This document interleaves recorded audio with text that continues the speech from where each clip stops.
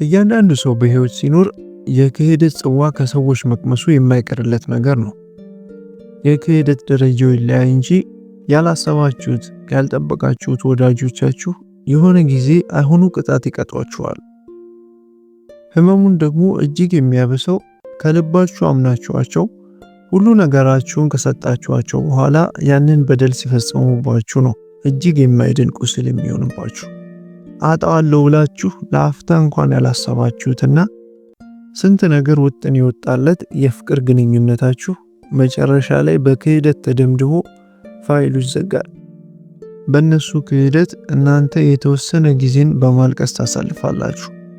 በጣም የኔ ብላችሁ ትልቅ ቦታን የሰጣችኋቸው የልብ የነበሩ ጓደኞቻችሁ እና ኢቭን የስጋ ዘመዶቻችሁና ወንድም እህቶቻችሁ እንኳን በክህደት አይቀጡ ቅጣት ይቀጧችኋል።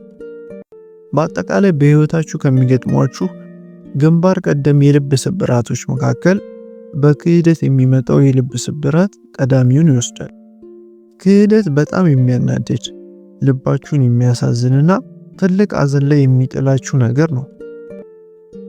በዛሬው ቪዲዮም ታዲያ ልባዊ ሐዘን ለገጠማችሁና በክህደት ለተጎዳችሁ ሰዎች ያንን ስብራት የምትጠግኑባቸውንና ራሳችሁን ለማጠንከር የሚረዷችሁን 4 ሳይኮሎጂካል መንገዶችን እንመለከታለን።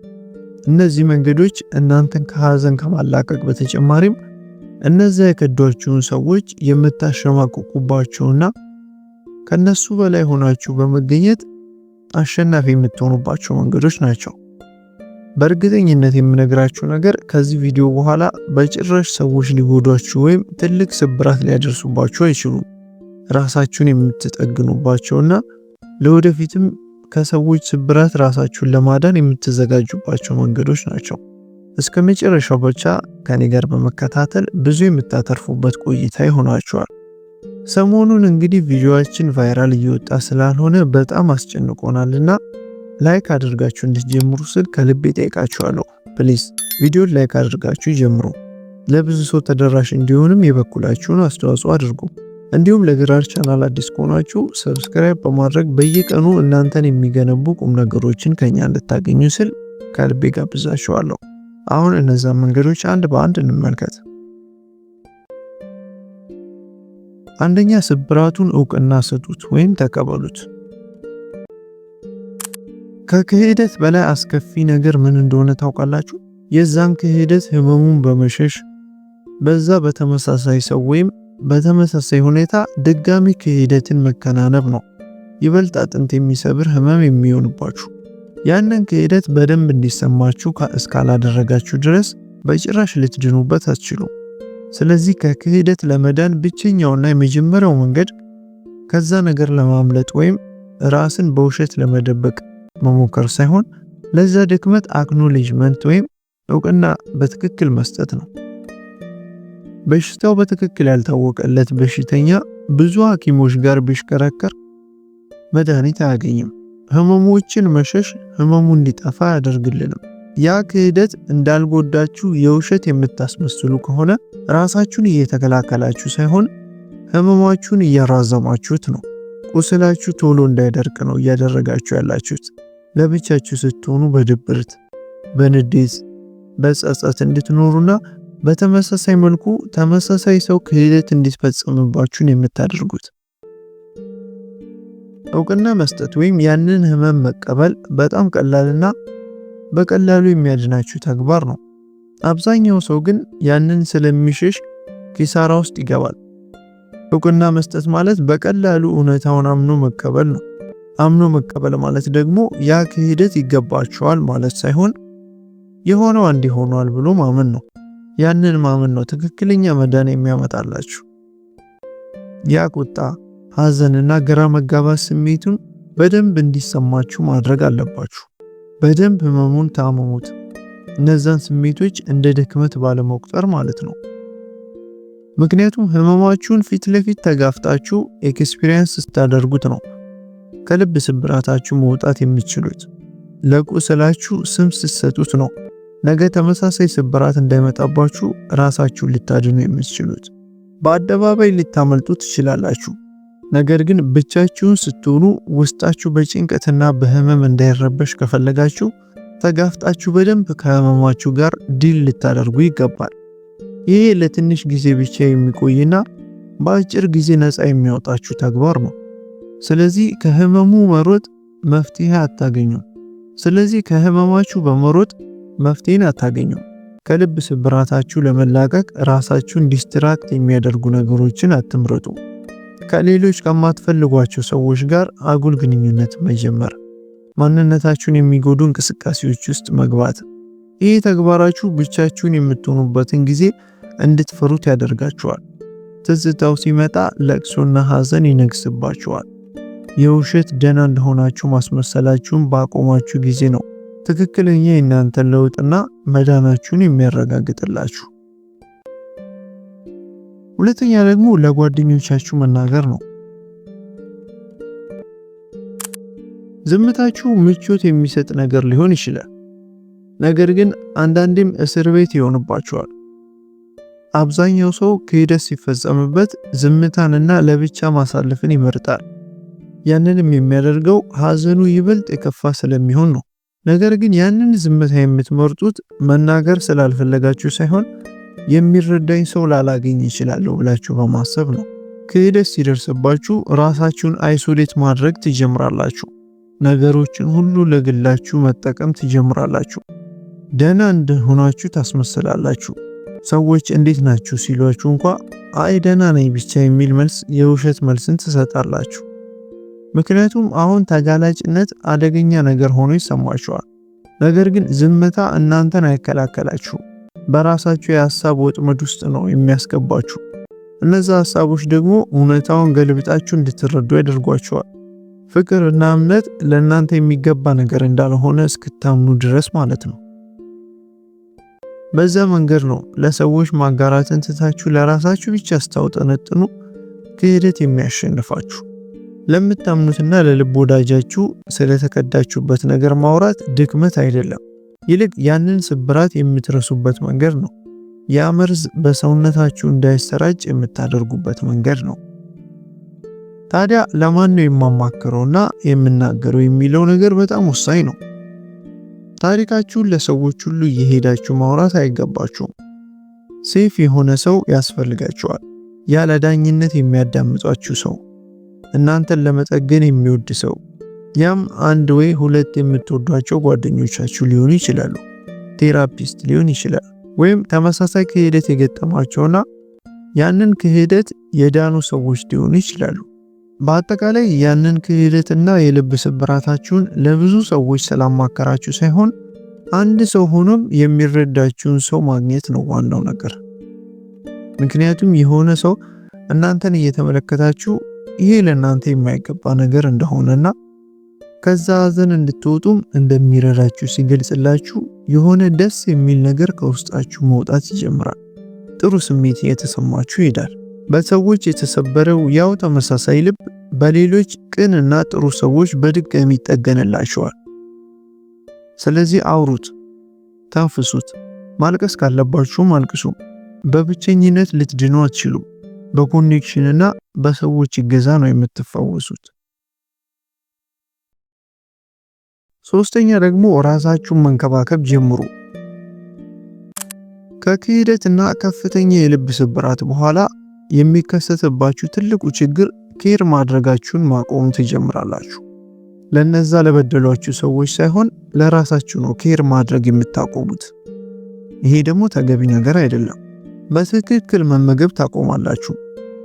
በጥሩ ሁኔታ እንቅልፋችሁን መተኛት ያቅታችኋል። ራሳችሁን አይሶሌት ማድረግ ትጀምራላችሁ ወይም መገለል ትጀምራላችሁ። ባልተለመደ መልኩ ለረጅም ጊዜ ስልካችሁን ስክሮል በማድረግ በመሸሸጊያነት ሰበብ ብዙ ጊዜ ስልካችሁ ላይ ታጠፋላችሁ፣ ታባክናላችሁ። አንድ ማወቅ ያለባችሁ ነገር ግን የከዷችሁ ሰዎች እምነታችሁን በልተዋል፣ እምነታችሁን ወስዶባቸዋል። ነገር ግን ማንነታችሁን እና ዋጋችሁንም እንዲወስዱባችሁ መፍቀድ የለባችሁም። ለራሳችሁ ኬር ማድረግ ታዲያ ትልልቅ ቅንጡ ቦታዎች መሄድ ወይም አድርጋችሁ የማታውቋቸውን ነገሮች ከአቅም በላይ በሆነ ዋጋ ለማድረግ መሞከር አይደለም። ይልቅ የነሱ ክህደት ሊያጎሳቁላችሁና ከመስመር ሊያስወጣችሁ ሲሞክር ለራሳችሁ ስትራክቸር መስጠት ነው። በቂና ሰላማዊ እንቅልፍ በመተኛት በግልጽ በማሰብ ነው ራሳችሁ መንከባከብ የምትጀምሩት። እናንተን የሚያጎለብታችሁ ምግቦች በመመገብ ነው። በእግራችሁ ወክ እያደረጋችሁ ፍሬሽ የሆነ አየር በመውሰድ አካላችሁ እንዲናፈስና ፍሬሽ የሆነ ትንፋሽ እየተነፈሳችሁ እንድታገግሙ በማድረግ ነው ራሳችሁን መንከባከብ የምትችሉት። በስተመጨረሻ ከእናንተ ጋር በታማኝነት እንደሚቆይ እርግጠኛ የምትሆኑለት የገዛ ማንነታችሁ ብቻ ስለሆነ ሌሎች ስለተዋችሁ ራሳችሁን መተው የለባችሁም። ሁሉም ሰው ውጣ ውረድ አለበት። መገዳት፣ መገፋት፣ መናቅ እና በሰዎች የበታች ሆኖ መታየት። ይህም በጣም የሚያስቆጣ ተግባር ነው። ግልጽ ነው። ይሄ ሁሉ በእናንተ ብቻ የተከሰተ አድርጋችሁ አትውሰዱት። ታዲያ ሰዎች ዋጋችሁን ሁሌም ይፈታተኗችኋል። ታዲያ በእነዚህ ሁኔታዎች በሙሉ ለጊዜያዊ ስሜትና ለሰዎች የተሳሳተ አመለካከት ብላችሁ በጭራሽ ራሳችሁን ችላ ማለት የለባችሁም። ስለዚህ ቴክ ኬር ኦፍ ዮርሰልፍ። በጥሩ ሁኔታ እንደ ድሮዋችሁ ምግባችሁን በስነ ስርዓት ተመገቡ። እረፍት አድርጉ። አንዳንዴ ተንቀሳቀሱ። ጸሎት አድርጉ። ደግማችሁ መሳቅ ጀምሩ። ምክንያቱም ትልቁ በቀላችሁ እነዛ ሰዎች ስህተት እንደነበሩ ለማሳየት መሞከር ወይም ከነሱ ጋር መሟገት ሳይሆን የነሱ ክህደት የማይለውጠው ጠንካራ ሰው መሆናችሁ ነው። ያ ነው ትልቁ ራስን መውደድና ራስን አለመጣል ማለት። አራተኛና የመጨረሻው ደግሞ ከዛ ስህተታችሁ መማር ነው። ያንን ነገር እንግዲህ መቀየር አትችሉም፣ ግልጽ ነው። ይህን አምናችሁ መቀበል አለባችሁ። አንዴ ተከስቷል። ነገር ግን ያ ነገር ያስተማራችሁን ትምህርት መቀየር ትችላላችሁ። ክህደት ወይ ሰብሮ ደካማ አድርጎ ያስቀራችኋል፣ ወይ ደግሞ አይታችሁ የማታውቁትን አሸናፊ ማንነት በውስጣችሁ በመገንባት በጣም አውሬ ያደርጋችኋል። ልዩነቱ ከዛ ክህደት ትምህርት በኋላ የምትሰሩት ስራ ነው። አብዛኛው ሰው ብሬክአፕ ላይ በሉት፣ ባመኑት ጓደኞቻቸው በሉት፣ ወይም በስራ ምክንያት እንኳን ቢዝነስ ላይ ኪሳራና ክህደት ሲገጥማቸው ቶሎ ከዛ ነገር ለመሸሽ ይሞክራሉ። ልረሳው ፈልጋለሁ ሲሉ ይደመጣሉ። ነገር ግን በቶሎ ለመርሳት መሞከር አንድ ነገርን ነው የሚያረጋግጥላችሁ። ፊቱን የለወጠ ሌላ ከሃዲ ተመሳሳይ ትምህርትና ክህደትን ያሳያችኋል መጥቶ። ምክንያቱም ህይወት ለመማር የተቃወማችሁትን ነገር እየደጋገመች ነው የምታመጣባችሁ። በፍቅር ህይወት ላይ ሬድ ፍላግ የሚባሉ ባህሪያትን በፍቅረኛችሁ ላይ ያያችሁ ችላ ብላችሁ የምታልፉ ከሆነ፣ ፍቅር ብሰጣቸው ይለወጣሉ ብላችሁ በመጥፎ ባህሪያቸው አብራችሁ መቆየትን የምትመርጡ ከሆነ፣ ብቻዬን ከመሆን በሚል ብቻ ከሰዎች ጋር የግድ መጣመርን ከፈለጋችሁ፣ መጨረሻ ላይ መዘዙ ክህደትን የሚያመጣላችሁ። ከክህደት መማር ማለት ታዲያ በአንድ ቅዝቅዝ ማለት ወይም ዝምተኛ መሆን ማለት አይደለም። በፍቅራችሁ ብልህ መሆን ማለት ነው። ሁል ጊዜ የእርግብ ልብ ብቻ ሳይሆን የእባብ ልብም ሊኖራችሁ ይገባል። የልባችሁን በር ለሁሉም መክፈቻ ቁልፉን አትስጡ። እናንተን እንደሚወዳችሁ ብዙ ነገርንና ቁም ነገርን አብረዋችሁ ለማሳለፍ መስዋዕትነትን የማይከፍሉ ሰዎች የእናንተን ሙሉ ጊዜና ውድ ማንነታችሁን እንደዋዛ ሊያገኙ አይገባም። ከዛ የልብ ስብራታችሁ በኋላ ኖት ጻፉ። በወረቀት ላይ የገጠማችሁን ነገር በግልጽ አስፍሩት። ይህ ክህደት ምንድነው ሊያስተምረኝ የፈልገው? ምንድነው ጥፋቴ ብላችሁ መርምሩ። ምክንያቱም አንዴ ያንን ሌሰን በሚገባ ከተማራችሁ ሁለተኛ ጊዜ በዛ አይነት ስህተት ላይ አትወድቁም። በዛ መልኩ ነው ህመማችሁ ወደ ፓወር የሚለወጠው። በዛ መልኩ ነው ያንን ሳይክል መስበርና ማቆም የምትችሉት። ስለዚህ ከትምህርቱ ለማምለጥ አትሞክሩ። አጥኑት፣ ተማሩበት።